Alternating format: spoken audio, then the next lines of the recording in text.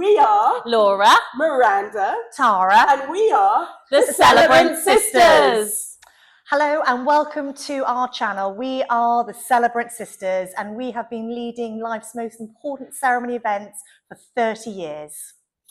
And on this channel, you can expect us to share all sorts of content for couples and families to help bring your ceremonies to life. We'll be sharing advice, behind the scenes videos in creating your ceremony, and of course those all important how-tos. So make sure you hit that subscribe button.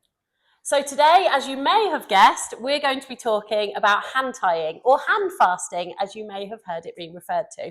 First of all, Miranda is going to cover the differences between hand tying and hand fasting. Then Tara is going to talk to us about the symbolism behind the colours.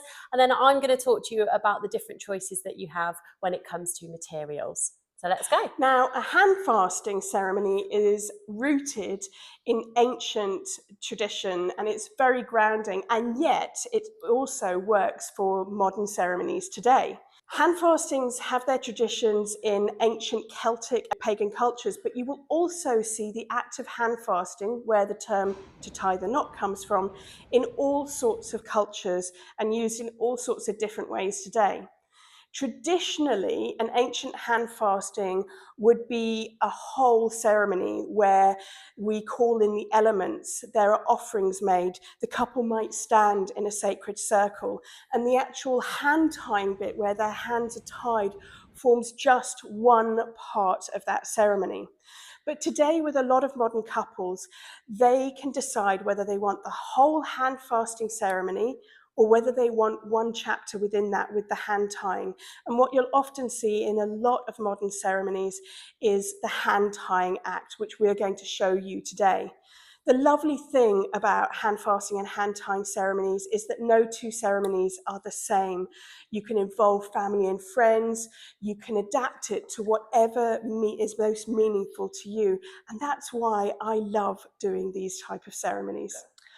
When choosing colours for your hand fasting ribbons or cords, you are choosing more than something that just looks beautiful in the moment.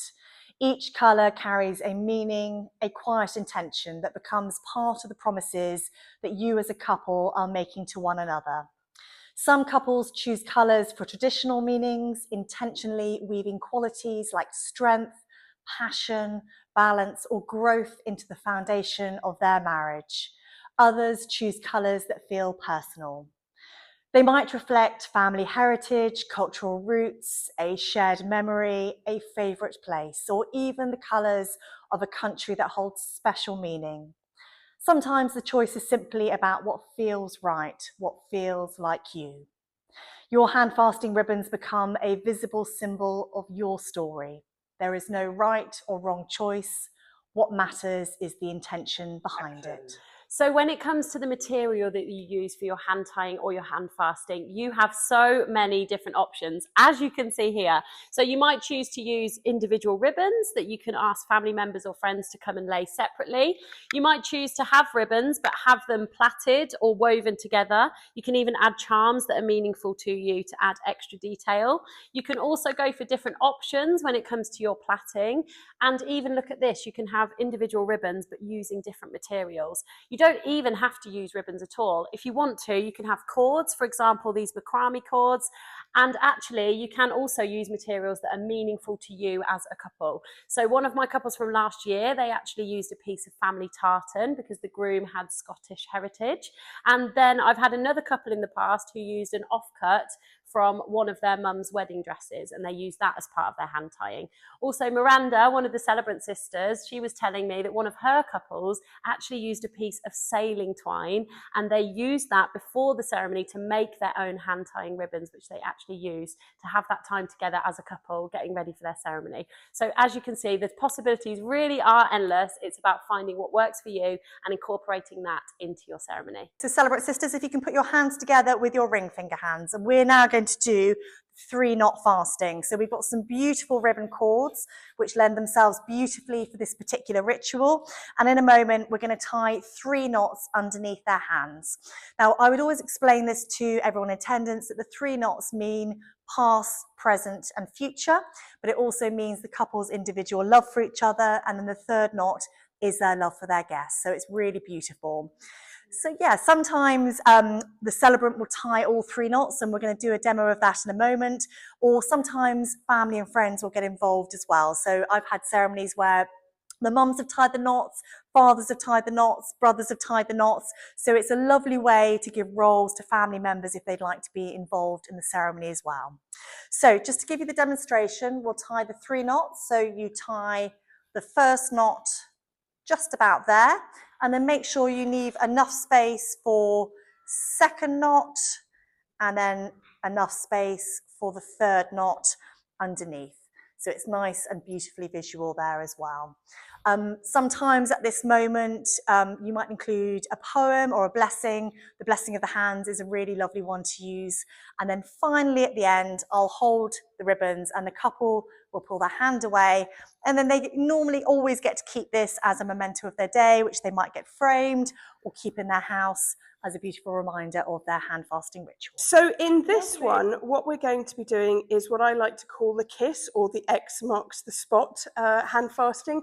And this one is probably best done by the celebrant themselves, as it can be a little bit more complicated and there's a lot more room for error if you're not careful.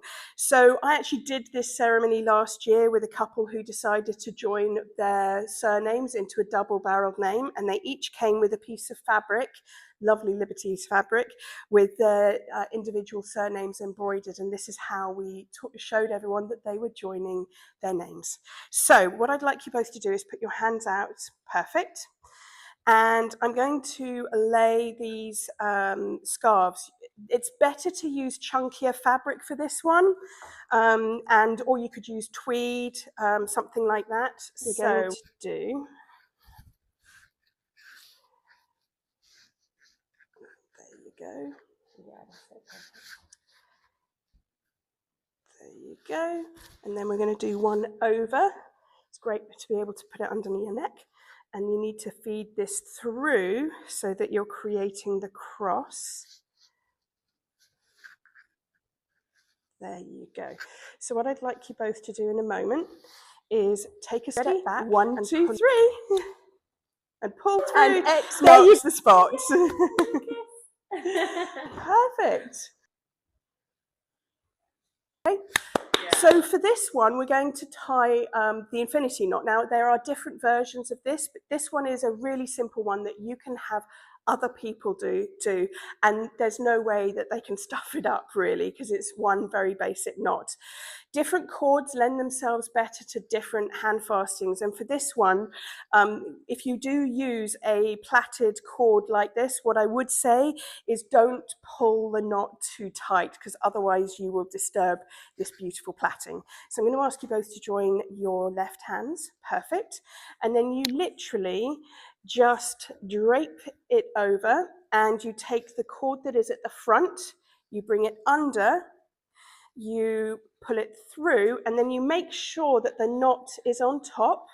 And at this point you can say something nice, you can do the blessing of the hands, and then you ask the couple with their right hand to pick up the cords, and as they pull their hands from the tying, pull it, hold it aloft, you're now tied to infinity and beyond.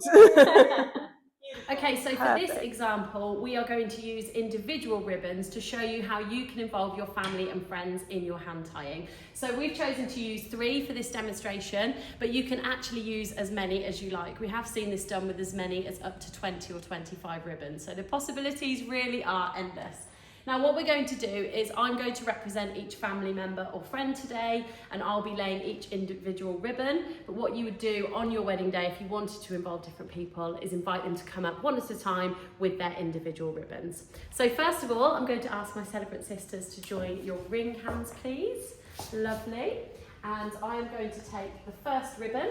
So while you're doing this, it's quite nice to play a nice piece of music. You can have that going on in the background while you invite your family and friends to come up and lay the ribbons. So you just want to make sure that you're wrapping them round and making sure you're keeping it nice and loose. So the key to this hand tying is making sure that your ribbons are around 1.5 to 2 meters to make sure that things stay nice and loose, and actually that's what's going to help you get a really good knot. So we'll just wrap these around. There we go. And you can imagine this part, one of your favourite pieces of music playing in the background, live music perhaps on the day. You can talk about the symbolism of the colours. And this is also a great opportunity to use different types of ribbons. So obviously here, the ones that we've used are very similar, but this might be a nice opportunity to use some of the things that we spoke about earlier. For example, the offcuts from the wedding dress, or even a family tartan or ropes or anything like that. Okay, so once we've laid the ribbons, it's quite nice for your photographer to be able to come and get some photos, especially if, you know, the colours that you've chosen really complement your wedding colours. It can look really, really beautiful in your ceremony setup, especially with the flowers and things like that. So once we've done this part, I will then bring the ribbons together at the bottom and just tie them in a knot. I will invite the girls to take an end each with their right hand, and then as they pull those ribbons apart and pull their hands apart, they should be able to tie the knot. Yeah. Thank you for watching the Celebrant Sisters. And if this is something that has been useful to you, please go ahead and click the like or subscribe button now. And make sure you stand by and stay tuned for another video coming very soon.